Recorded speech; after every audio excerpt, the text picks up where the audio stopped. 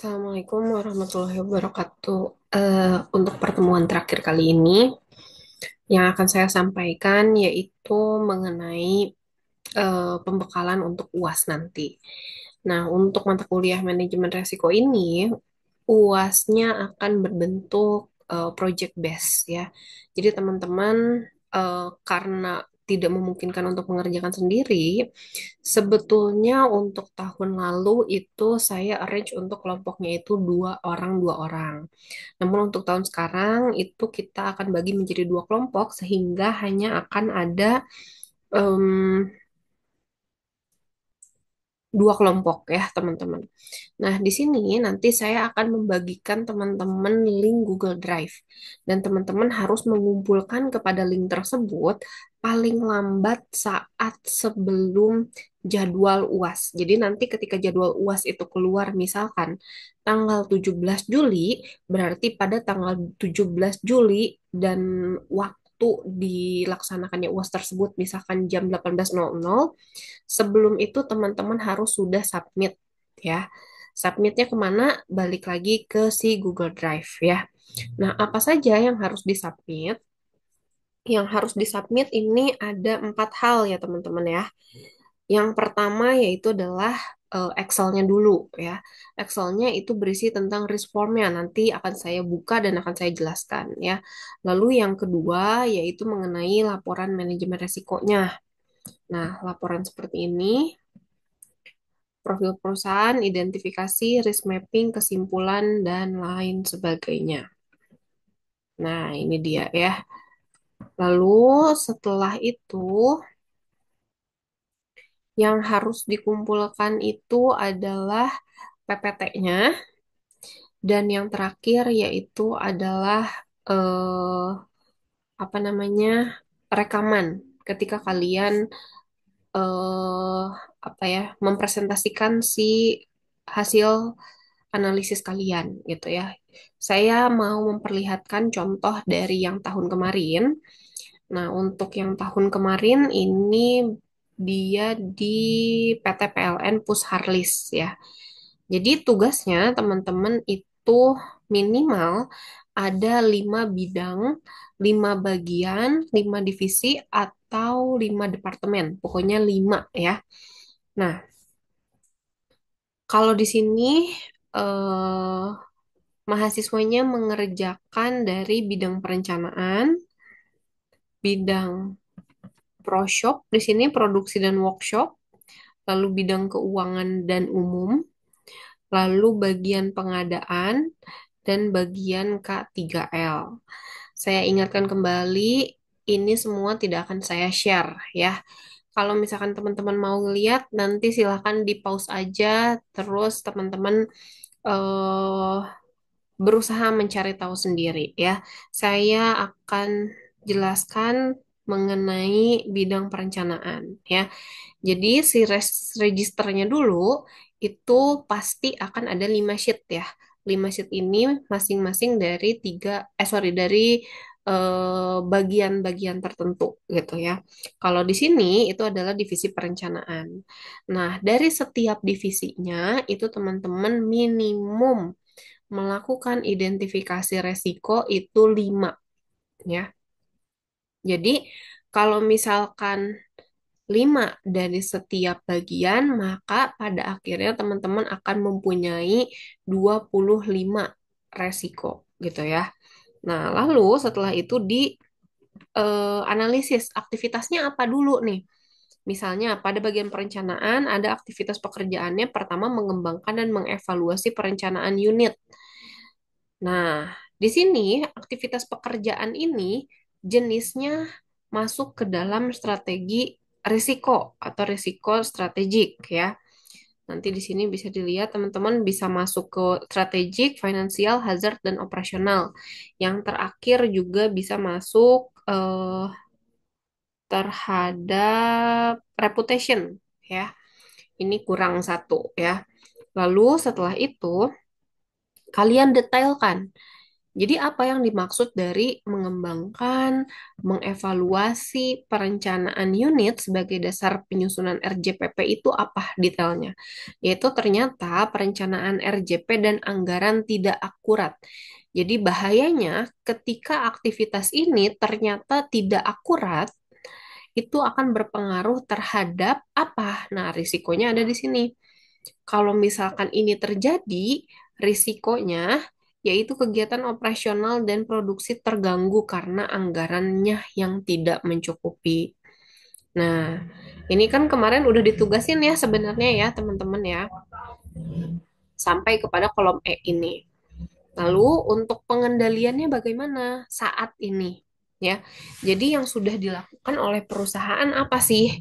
Nah, yang sudah dilakukan yaitu adalah pengendalian anggaran yang lebih ketat dengan melakukan pemanfaatan dan pengawasan secara berkala untuk setiap pengeluarannya. Itu yang telah dilakukan saat ini, ya. Lalu kita geser lagi. Nah, risiko awalnya seperti apa? Risiko awal di sini, oh dia itu kemungkinan terjadinya itu skornya 3 gitu. Atau ya kadang-kadang lah gitu ya. Normal untuk terjadi gitu. Lalu impact-nya apabila ini terjadi ternyata cukup memiliki dampak yang tinggi. Maka di sini dinilai sebagai 4 ya. Setelah itu ini adalah proses pengalian dari likelihood dan impact. Nah, nanti teman-teman diskusi dengan teman kelompoknya untuk rekomendasi pengendaliannya seperti apa gitu. Kalau sekarang kan masih baru, ya pokoknya pengendalian yang lebih ketat, melakukan pemantauan sama pengawasan. Nah, rekomendasinya adalah membuat laporan penggunaan anggaran OPEX non-fuel ke unit dan juga bidang. Dan juga ada penyusunan tools monitoring bersama untuk menyajikan data monitoring OPEX non-fuel terkini. Gitu. Nah, setelah dilakukan pengendalian, pastinya akan menurun apakah dari sisi likelihood-nya atau dari segi impact-nya. Tapi bukan berarti si likelihood-nya pasti turun atau impact-nya pasti turun ya. Bisa salah satu atau bisa keduanya. Nanti teman-teman diskusikan dengan teman sekelompok. Kalau misalkan ternyata nih pembuatan laporan sama penyusunan tools ini dilakukan, kemungkinan terjadinya pasti akan menurun. Dan impact-nya juga pasti akan menurun. Maka sekarang reskornya menjadi 6.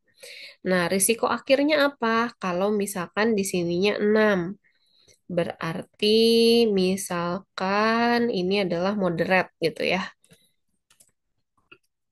Moderate. Nah, lalu di sini siapa PIC-nya? PIC-nya yaitu adalah seluruh senior manager dan manajer sub bidang. Begitu, teman-teman. Nah, ini akan saya perlihatkan semua, tapi tidak akan saya berikan ya. Sekali lagi, ini tidak akan saya berikan.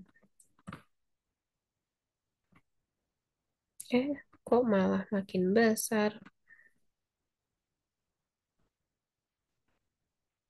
Oke, ini contoh identifikasi risiko dari aktivitas bahaya risiko pengendalian saat ini, lalu penilaian risiko awal, rekomendasi pengendalian, risiko eh ini tuh risiko saat ini tuh risiko setelah adanya pengendalian, lalu risiko akhir dan juga PIC-nya siapa ya. Nah, ini kelompok yang ini ternyata menggunakan sangat banyak ya.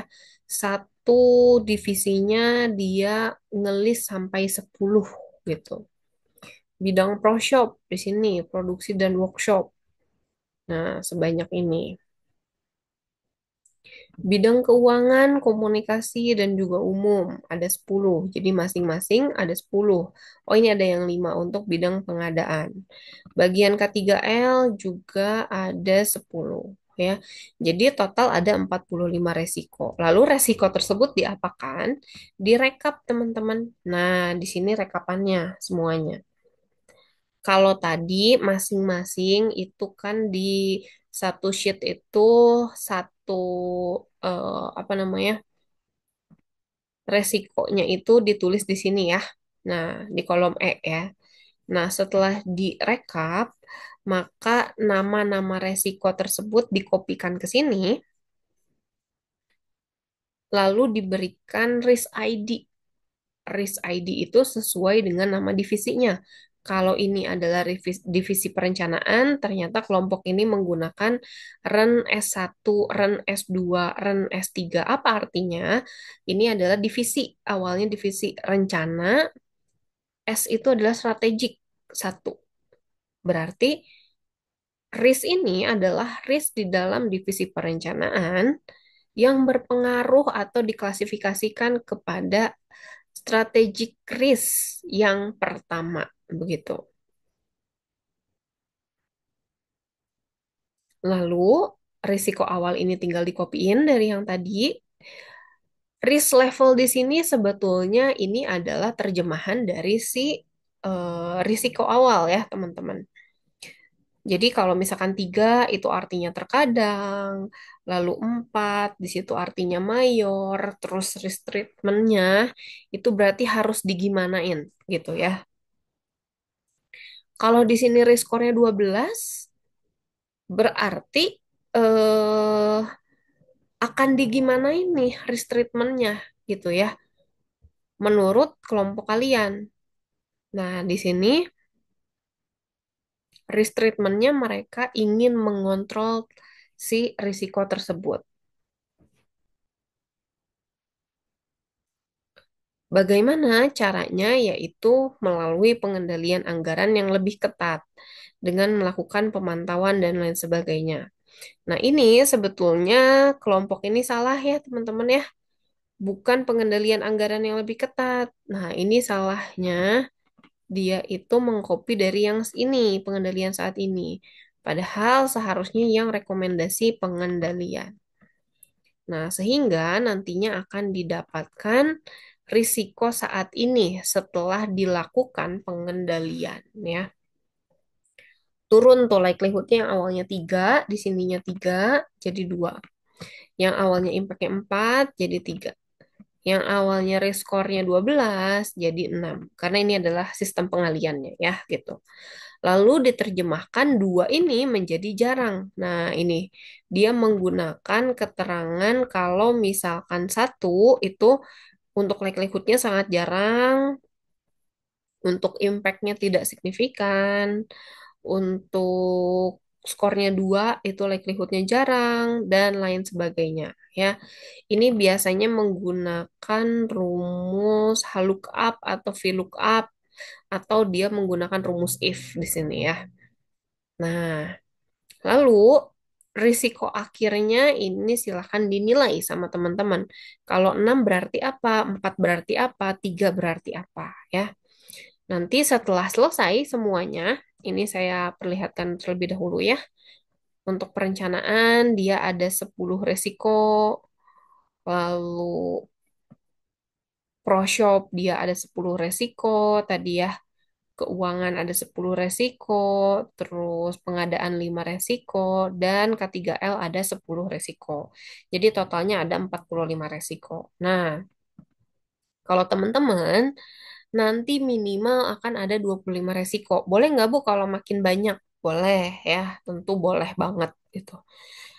Terus udah gitu pertanyaan selanjutnya biasanya, Bu, kalau yang restreatment ini ada apa aja? Restreatment ini coba lihat di materi 2 minggu lalu ya teman-teman. Terus likelihoodnya nih, saya nggak mau pakai kata-kata jarang mau pakai kata-kata unlikely misalnya. Oh ya, terserah itu mah ya. Jadi 5 ini kalian akan nilai seperti apa? Sama sebetulnya seperti menggunakan skala Likert ya, ada yang setuju sangat tidak setuju, ada yang sangat suka tidak suka dan lain sebagainya gitu. Itu tergantung sama teman-teman menerjemahkan si angka-angka ini seperti apa gitu. Lalu setelah kita mempunyai risk score ya, yang kita highlight ini ya, ada dua risk score itu. Risk score awal sama risk score saat ini atau setelah dilakukannya treatment atau pengendalian risiko. Kita akan melakukan yang namanya risk mapping yang kemarin ya. Risk mapping ini saya perkecil dulu deh. Kalau risk mapping, oke. Risk mapping ini dari segi sebelah kiri atau yang tegak itu adalah likelihood-nya. Lalu yang tiduran ini, yang horizontal itu adalah impact-nya, ya. Ini nanti kata-katanya silakan disesuaikan sama kelompok masing-masing mau seperti apa. Lalu masing-masing dari risiko tadi yang sudah memiliki skor itu silakan dimasukkan ke sini. Nah, untuk teman-teman yang di sini ngerasa, aduh Bu bingung nih si risk score-nya. Saya cuman ngitung yang likelihood sama impact. Nah, itulah sebetulnya gunanya si risk mapping. Kita contohkan salah satu ya di sini. Rencana S1 itu 3 sama 4 ya. Maka masuk ke sini, likelihood-nya 3 di sini, di kuadran yang ini. Lalu impact-nya itu 4 berarti dia akan ada di sini. Maka S rencana S1 pasti akan ada di sini. Nah, ini dia rencana S1 gitu. Terus kalau warnanya oranye berarti termasuk apa ya, teman-teman? Nah, itu silakan diterjemahkan oleh teman-teman.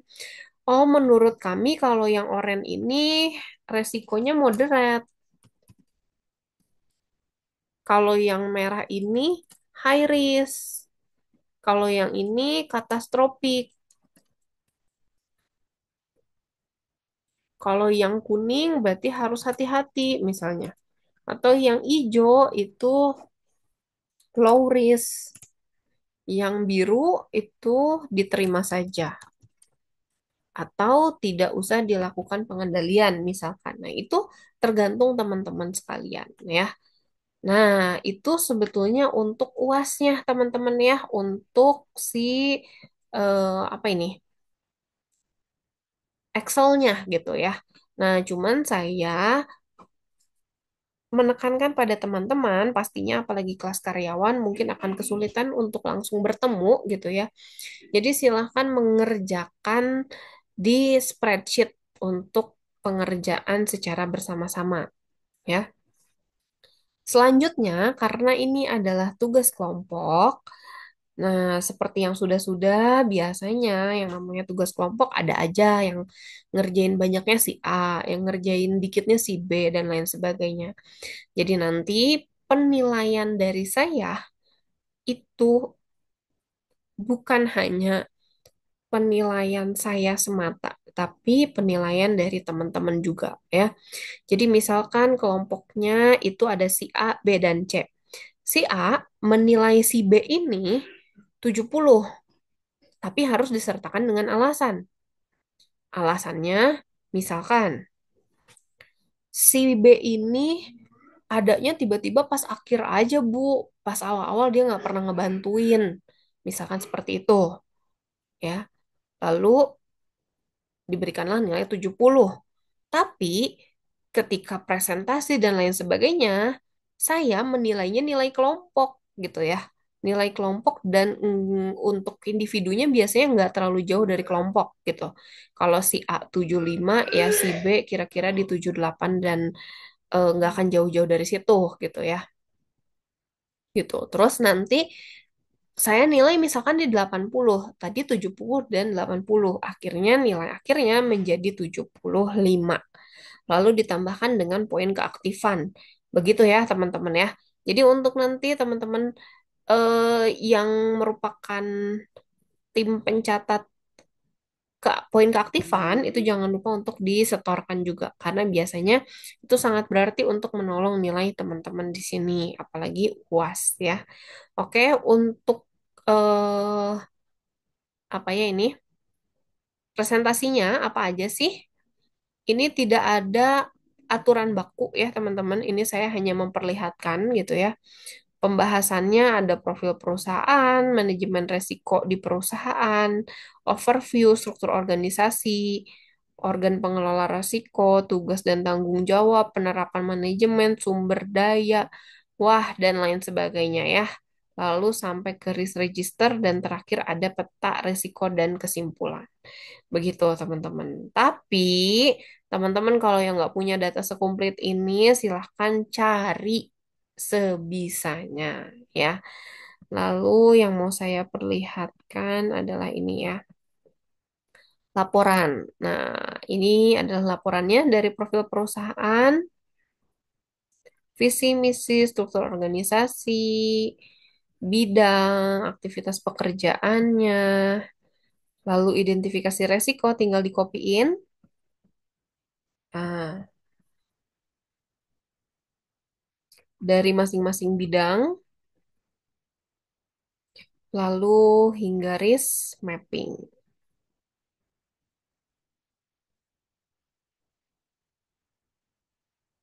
Nah, selengkap ini ya, teman-teman ya. Sampai kepada kesimpulan. Jadi sebetulnya nggak terlalu jauh berbeda ya antara laporan dan juga si PPT-nya gitu ya. Nah, segitu aja mungkin teman-teman. Silahkan disimak, diresapi, silahkan berdiskusi dengan teman kelompoknya di pertemuan terakhir nanti apabila saya ada waktu dan kita semua berkesempatan untuk kita berdiskusi kembali apa sih yang harus kita lakukan untuk UAS ya. Ingat untuk UAS itu teman-teman memiliki bobot nilai sebesar 50%. Jadi ini akan sangat berarti bobot nilainya. Banyak kelompok yang merasa mungkin di UTS-nya sudah memiliki nilai yang tinggi sehingga leha-leha saat UAS ya. Tidak bisa seperti itu teman-teman karena nilai UAS ini proporsinya sangat besar. Segitu dulu mungkin dari saya. See you next time. Semoga kita ada waktu untuk diskusi kembali. Terima kasih. Wassalamualaikum warahmatullahi wabarakatuh.